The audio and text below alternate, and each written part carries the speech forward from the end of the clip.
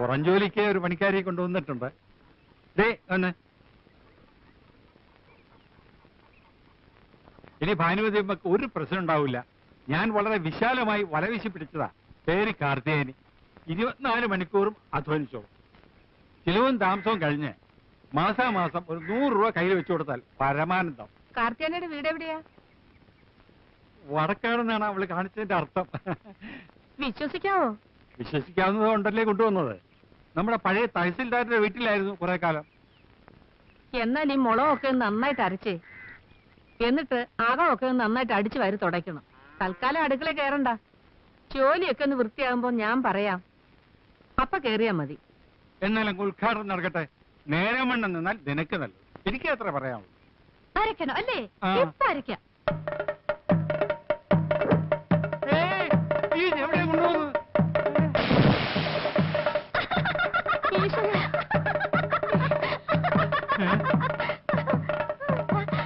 Powder ഇട്ടേരാട്ടാ.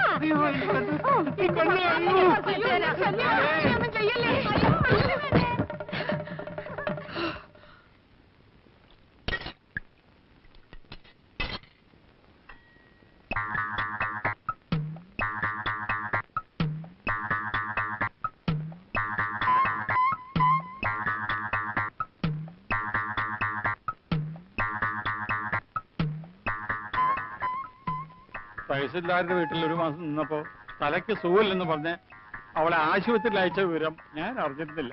അവരെപ്പോഴും അവിടെ നിന്ന് വിട്ടത്? അതും വിട്ടതല്ല അത്രേ. സുഖമെന്നും പറഞ്ഞ് അവളെ ഇറങ്ങി പോകുന്നതാ.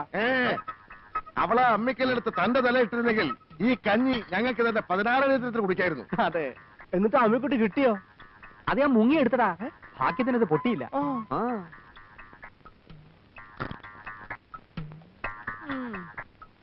വിതച്ചാലും കൊയ്താലും പോരാ, തിന്നാനും യോഗം വേണം.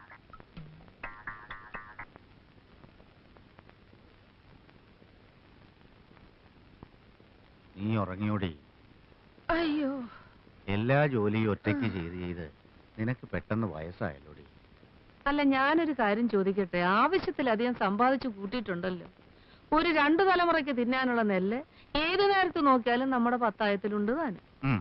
ഇനിയെങ്കിലും മക്കളെ അവരവരുടെ ഇഷ്ടത്തിന് വിട്ട് ജീവിക്കാൻ അനുവദിച്ചുകൂടെ? എന്ന് വെച്ചാൽ അവരോരോരുത്തരും അവരവർക്ക് തോന്നുന്ന ഓരോ പെണ്ണിനെയും കെട്ടിക്കൊണ്ടുവന്ന് കാരണവന്മാരും ഞാനും കൂടെ ഉണ്ടാക്കി വെച്ച സൽപ്പേര് ഇല്ലാതാക്കണം. അതല്ലേ നിനക്ക് വേണ്ടത്? ഓ, സൽപ്പേര്. ആ സൽപ്പേരാ എന്റെ 2 കാലിലും നീരായിട്ട് കിടക്കുന്നത്. കണ്ടോ? നിങ്ങൾക്കത് പറഞ്ഞാൽ മനസ്സിലാവില്ല. ഒന്നിൽ എനിക്കൊരു കൈസഹായത്തിന് ഒരാളെത്താ, അല്ലെങ്കിൽ ഒരു ഇത്തിരി സ്നേഹിക്കാൻ ഒരു മരുമോളെത്താ. ഇത് രണ്ടിനും കഴിയില്ലെങ്കിൽ നിങ്ങളെ ഒരു തന്തയായിട്ടും മക്കളെന്ന് പറയുന്ന ആ കോന്തന്മാരെ മക്കളായിട്ടും കണ്ടിട്ട് എനിക്ക് എന്താ കാര്യം? എന്നെ ധിക്കരിക്കുന്നത് നിനക്കൊരു ശീലമാ. അത് ഞാൻ കാര്യമാക്കാറില്ല. എന്നാ നിന്റെ വാക്കും കേട്ടോണ്ട് മക്കളാരെങ്കിലും കിടന്ന് തുള്ളിയാലേ മക്കളാന്നൊന്നും ഞാൻ നോക്കത്തില്ല. ഇതൊരു തരം മാടമ്പിത്തര. ഇതൊഴിവാക്കുന്നത് ആ വയസ്സുകാലത്ത് ബുദ്ധി. പണ്ടത്തെ കാലത്തെ കൊല്ലത്തിലൊരിക്കൽ ആൾക്കാർക്ക് വയസ്സ് കൂടുന്നത്. ഇപ്പൊ ഒരൊറ്റ ആഴ്ച കൊണ്ടാ ഓരോരുത്തർ കിളവന്മാരാകുന്നത്. ഈ മനുഷ്യന്റെ മനസ്സൊന്നും മാറുന്നില്ലല്ലോ ഭഗവതി.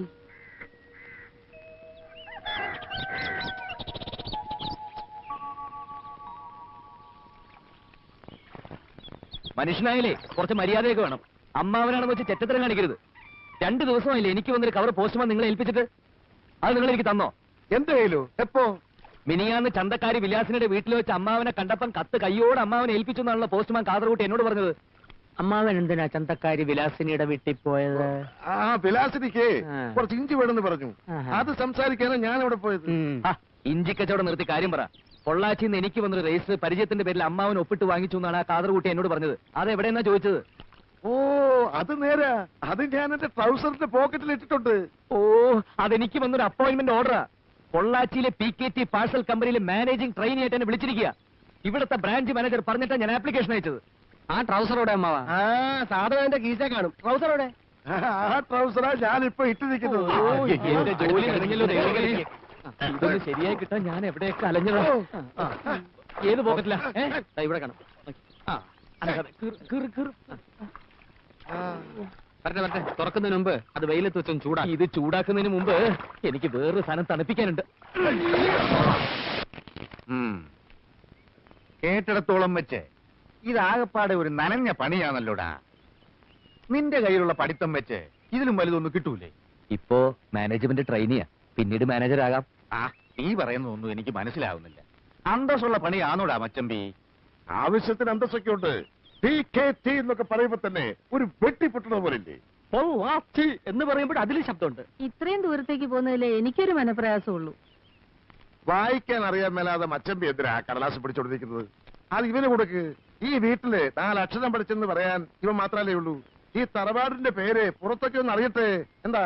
ആ, ഇവൻ പോണമെന്ന് തന്നെയാ എന്റെ അഭിപ്രായം. ഏട്ടന്മാർ രണ്ടാളും എന്നെ കൊണ്ട് ഒരു കാശും ചെലവാക്കിയിട്ടില്ല. അതേസമയം ഇഷ്ടം പോലെ സമ്പാദിച്ചു തന്നിട്ടുമുണ്ട്. നിന്നെ പഠിപ്പിക്കാൻ ചെലവാക്കി എന്റെ പലിശയെങ്കിലും എന്റെ ഈ വരണ്ടേ? PKT എങ്കിൽ PKT. ഒരു നാല് കാശ് കൊണ്ടുപോവാ.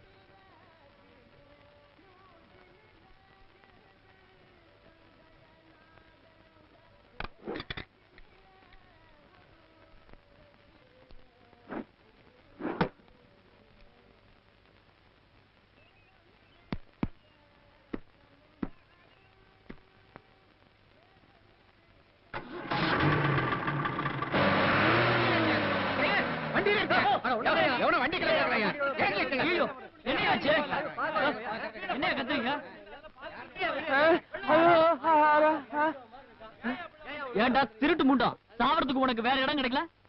என்னடா திருட்டுன்னு முழிக்கிற? ஆளை பார்த்தா தடிமாடு மாதிரி இருக்கிற. கேக்குறல்ல, பதில் சொல்டா. டேய், நீ தற்கொலை பண்ணிக்கிற என் வண்டி தானே கிடைச்சது? என்ன என்னாச்சு? டயர் ஏறி இருந்தா இந்நேரம் இவன் சட்னியா இருப்பான். அப்புறம் நான் ஜெயிலுக்கு போயிருப்பேன். அடிக்காதப்பா.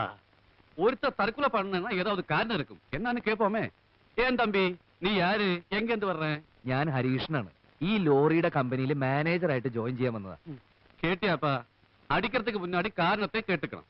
இந்த ஆளு உன் கம்பெனிக்கு புது மேனேஜர். അയ്യോ, വണക്കം സാർ, വണക്കം. ആ പറഞ്ഞോളൂ, ഞാൻ മലയാളം മറന്നിട്ടില്ല. മലയാളിയാ? ആ. ഒയ്യോ, വെളുപ്പിന് വന്നപ്പോ മുറി കിട്ടിയില്ല. ആ. ഞങ്ങളുടെ കമ്പനിയുടെ ലോറി കിടക്കുന്ന കണ്ടപ്പോ വന്ന് നോക്കി. ഉം. ഡ്രൈവർ അകത്തും ക്ലീനർ മുകളിലും ഉറങ്ങുന്നത് കണ്ടു. ഉണരുമ്പോ ഇതിൽ തന്നെ കയറി ഓഫീസ് ചെല്ലാലോ എന്ന് വിചാരിച്ച അതിന് അടിയിൽ കയറി കിടന്നത്. ഓ. ആകെ അബദ്ധായി.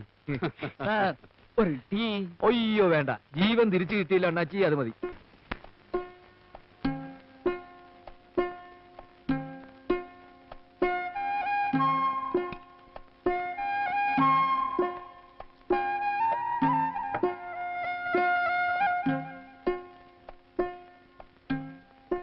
രണ്ടാം ജന്മാണെന്ന് കരുതിയാ മതി. ചായ കുടിക്കേ, ഒന്ന് ചൂടാവട്ടെ.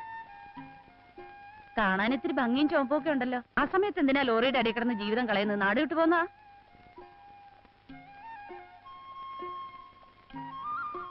ആ, ഞാൻ കുട്ടൻ നായർ, ചങ്ങനാശ്ശേരിക്കാരനാ. ഇത്തിരി സംഗീതക്കമ്മുണ്ടായിരുന്നു, തകില് കൊട്ടു.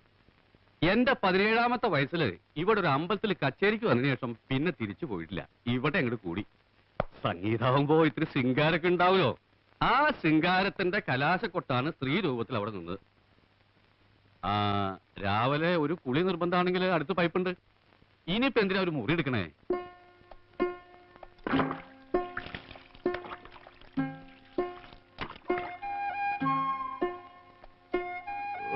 ഇവിടത്തെ വെള്ളത്തിൽ സോപ്പും പതയുന്നില്ലല്ലോ.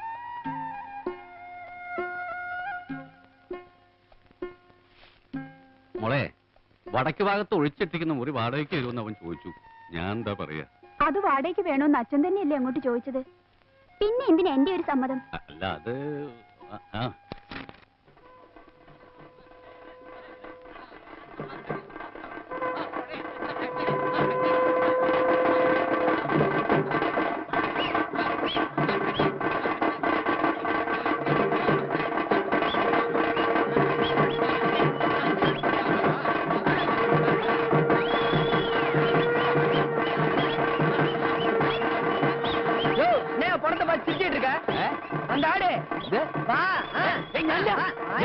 ஐயே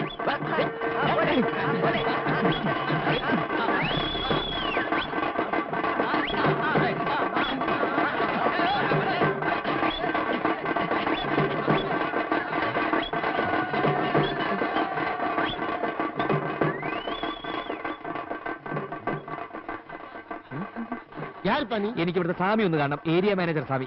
நான் தான் அந்த ஏரியா மேனேஜர் சாமி. இந்த ஏரியா எல்லாமே என் கையில தான். ഗുഡ് മോർണിംഗ് സാർ, ഞാൻ ഹരികൃഷ്ണൻ. പുതിയ മാനേജ്മെന്റ് ട്രെയിനിയായിട്ട് പോസ്റ്റിങ്ങിന് വരുന്നത് ഞാനാ. இந்த ஊர்வலம் கூட தானே வந்தது. மരിச்சதாரு? അതെന്റെ വളരെ അടുത്തൊരു ബന്ധുവല്ലേ സ്വാമി. ജോയിൻ ചെയ്യേണ്ട ദിവസമായതുകൊണ്ടേ അനുഗ്രഹം ഒന്ന് വിട്ടതാ. தள்ளு தள்ளு தள்ளு தள்ளு தள்ளு. அடே மாணிக்கம், யாரடா செத்து போனது? என்ன சாமி உங்களுக்கு தெரியாதா? நம்ம ராமநாதபுரத்து எம்பி இல்ல, அவரோட அப்பா தானே செத்து போனவரு. அவருக்கு சொந்த ஊரே இதானங்க. அப்படியா?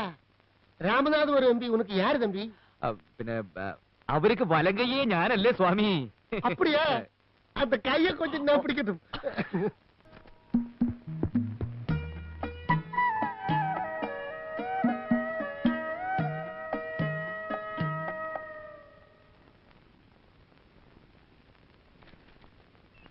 പവിഴത്തിന്റെ അച്ഛനെ വന്ന പാർസല, ഡോർ ഡെലിവറി.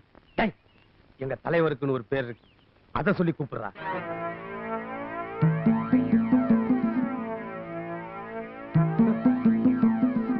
ഏയ് മലയാളത്താ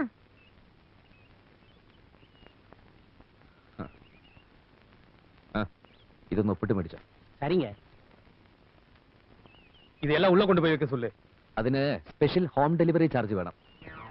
തൽക്കാലം വെളിയെ നിൽക്കാനുള്ള ആശയം മാത്രം. ഉള്ള വന്നുള്ള ബിസിനസ് വേണ്ട. തടി കേടാക്കാൻ ആഗ്രഹമില്ല സ്വാമി.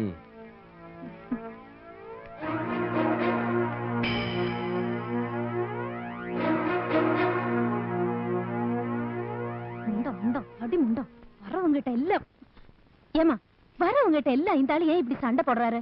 அப்பா பர்த்டே அன்னைக்கு அவரு பாடினதை நீ தானே கைத்தட்டி ரசிச்ச.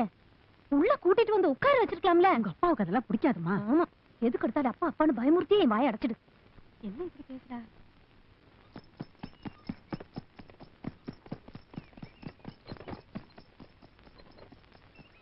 എന്നെ കോവിലിന്റെ മുമ്പിൽ ഇറക്കി വിട്. എന്നിട്ട് നീ പോയി ഒരു ടീ സാപ്പിട്ട് വാ. ഇനി ഓട്ടോ ഉണ്ട്. தமிழ் நீ நல்லாவே பேசுற. ഇനി ഞാനിവിടെ വിലസാൻ പോവല്ലേ അണ്ണാച്ചി. ഇതാരുടെ ഈ സ്ഥലമൊക്കെ? இதெல்லாம் என்ற கவுண்டரோடதுங்க. ഇയാളത് എങ്ങോട്ടാ പോകുന്നു? എടോ, താനെന്തിനാ இந்த பக்கம் തിരിപ്പിയത്? എന്നെ കൊല്ലാൻ കൊണ്ടുപോവാ? அப்படிலாம் செய்ய மாட்டேனுங்க. ஆம்பளை பிள்ளை தானே, பயப்படாம வாங்க. വണ്ടി നിർത്തോ. എടോ അണ്ണാച്ചി, താനിത് എന്തു?